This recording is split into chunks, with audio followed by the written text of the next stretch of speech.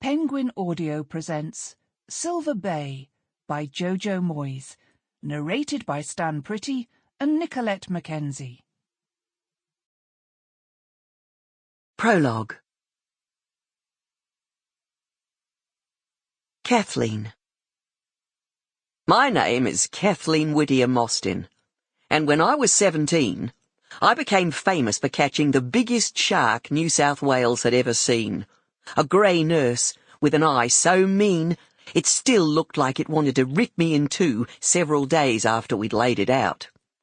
That was back in the days when all of Silver Bay was given over to game fishing. And for 3 straight weeks, all anyone could talk about was that shark. A newspaper reporter came all the way from Newcastle and took a picture of me standing next to it. I'm the one in the bathing suit. It's several feet taller than I am in that picture, and the photographer made me wear my heels. What you can see is a tall, rather stern-seeming girl, better looking than she knew, shoulders broad enough to be the despair of her mother, and a waist trim enough from reeling and bending that she never needed a corset. There I am, unable to hide my pride, not yet aware that I would be tied to that beast for the rest of my days, as surely as if we had been married.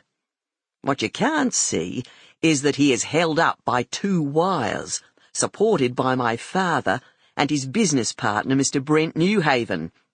Hauling it ashore had ripped several tendons in my right shoulder, and by the time the photographer arrived, I couldn't lift a mug of tea, let alone a shark.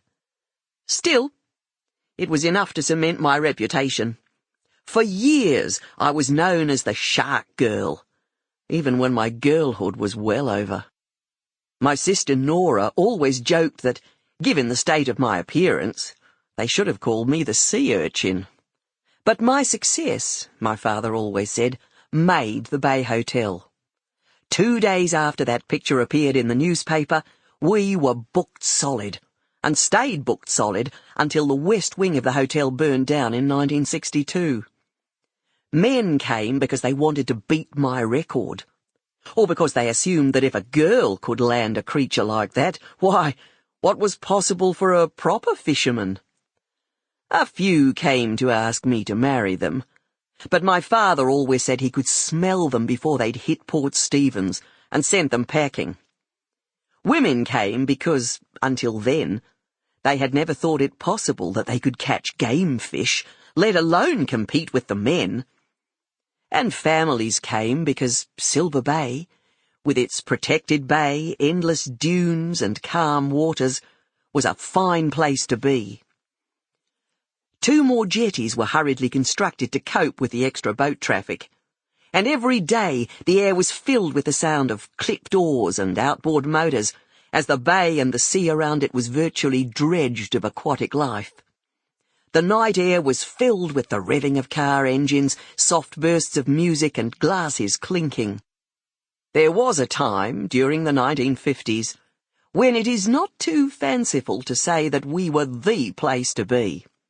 Now, we still have our boats and our jetties, although we only use one now, and what people are chasing is pretty different. I haven't picked up a rod in almost 20 years. I don't much care for killing things anymore. We're pretty quiet even in the summer. Most of the holiday traffic heads to the clubs and high-rise hotels, the more obvious delights of Coffs Harbour or Byron Bay, and to tell the truth, that suits most of us just fine.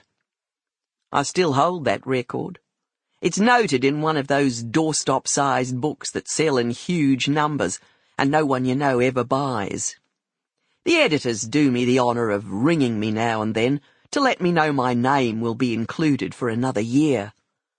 Occasionally, the local school children stop by to tell me they've found me in the library, and I always act surprised, just to keep them happy.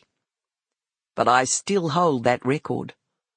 I tell you that not out of any desire to boast, or because I'm a 76-year-old woman and it's nice to feel I once did something of note, but because when you're surrounded by as many... Sample complete. Ready to continue?